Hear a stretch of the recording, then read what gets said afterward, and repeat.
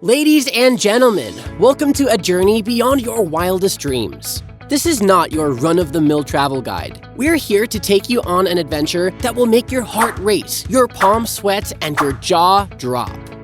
We're going to explore the most awe-inspiring, spine-tingling places in Europe. Get ready to lose yourself in the majesty of natural wonders, ancient ruins, and architectural marvels. Number 8. The Fjords, Norway. Dude, let me tell you about the fjords of Norway. It's like nothing you've ever seen before. So back in the Ice Age, these massive glaciers came through and carved out these insane valleys and created these giant, deep and icy fjords. It's like Mother Nature said, "Hold my beer," and created something epic. And get this, the fjords have the longest coastline in all of Europe, stretching over 1,500 miles. That's a lot of coastlines to cover, so you better pack your walking shoes, and maybe a kayak or two. But the coolest part? It even has its own unique coral reef. Who would have thought you could find a coral reef in such icy waters? It's like an underwater wonderland, minus the mermaids. I checked, don't worry. And get this, it's made up of a dozen types of coral. That's right, not just one, but a whole bunch of them. Now, if you're thinking of going for a swim, you had better bring your best wetsuit.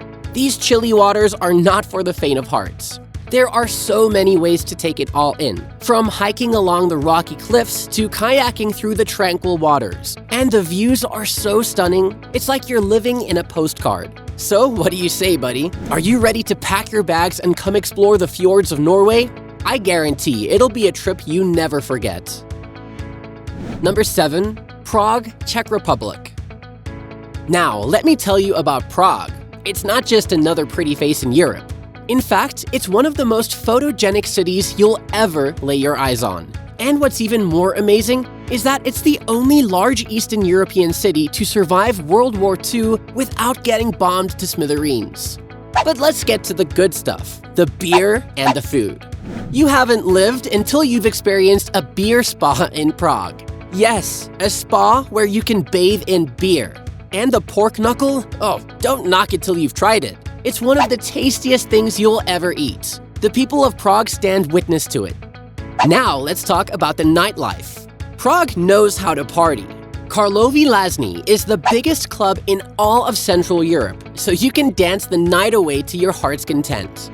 And if you need a break from the party scene, Prague's got plenty of sights to see. Gothic towers, ancient cathedrals, and the largest castle in the world. It's like stepping back in time. So if you're looking for a city that's got it all, beauty, beer, food, and partying, Prague is the place for you. Number 6. Mont Saint-Michel, France.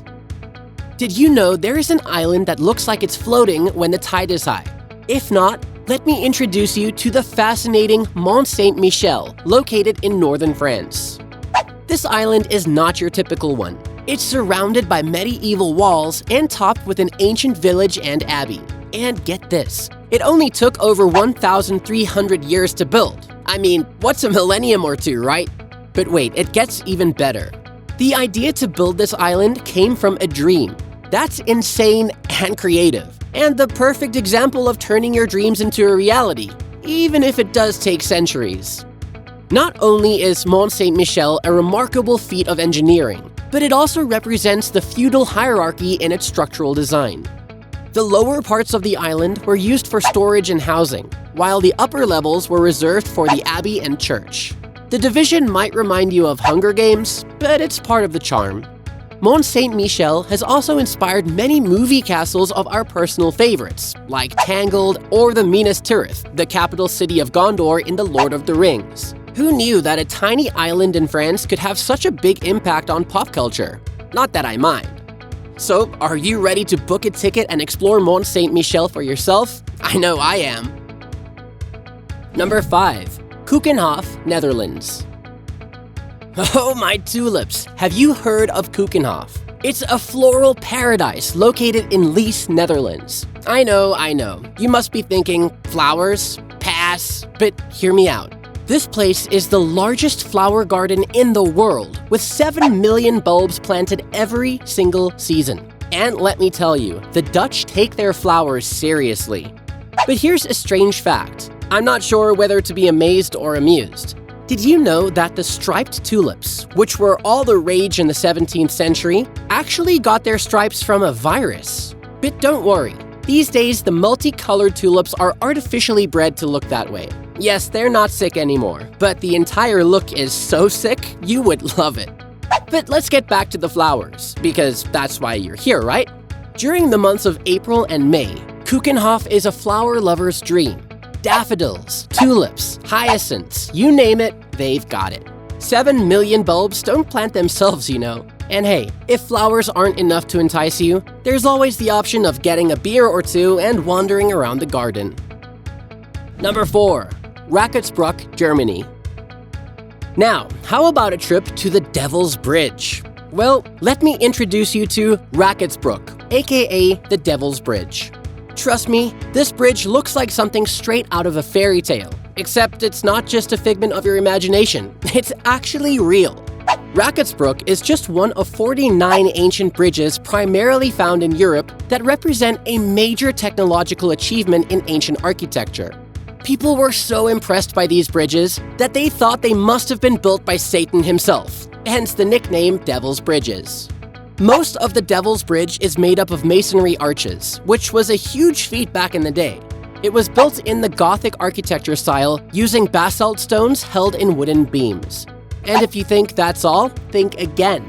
The Devil's Bridge also boasts a spectacular waterfall attraction that you absolutely cannot miss. In fact, Raketsbruck is the most panoramic of all Devil's Bridges in the world. So my friend, if you're looking for an otherworldly experience, Raketsbruck is definitely the place to be. Who knows, you might even catch a glimpse of the devil himself. Just kidding. Or am I? Number 3. Kirkjufell, Iceland. Now let's walk the land of Jon Snow. No, not Westeros, but Kirkjufell. It's not just any mountain. It's Iceland's most photographed mountain. And you know what that means, right? A prime location for Instagramming and flexing your photography skills. But wait, there's more. Kirkjufell is also a star in the hit TV series Game of Thrones. That's right, it appears in seasons 6 and 7 as the iconic Arrowhead Mountain. So if you're a fan of the show, you definitely cannot miss this spot. Now, you might be wondering if Kirkjufell is a volcano. Well, my friend, it's not. But the layers you see on the mountain are a result of several volcanic eruptions. And let me tell you, the mountain's current form, shaped by 2 glaciers over millions of years, is a sight to behold. But don't just visit Kirkjufell in the summer. You've got to check it out in the winter too, with its snowy landscapes and northern lights. Number 2. Cinque Terre, Italy. Let me tell you about a little place in Italy called Cinque Terre. It's got 5 villages that tumble down the cliffs into the Mediterranean Sea. And let me tell you, it's not just a gorgeous spot. It's one of the best places to visit in all of Europe. Now, I could tell you about how beautiful it is, but you already know that. So let me get into something even better. Before the 1970s, Cinque Terre was a secret gem. The Italians knew how awesome it was, but it wasn't until an American journalist fell in love with the place and included it in a guidebook that the rest of the world finally caught on. Thanks, America. Now, the water here is pretty cool too.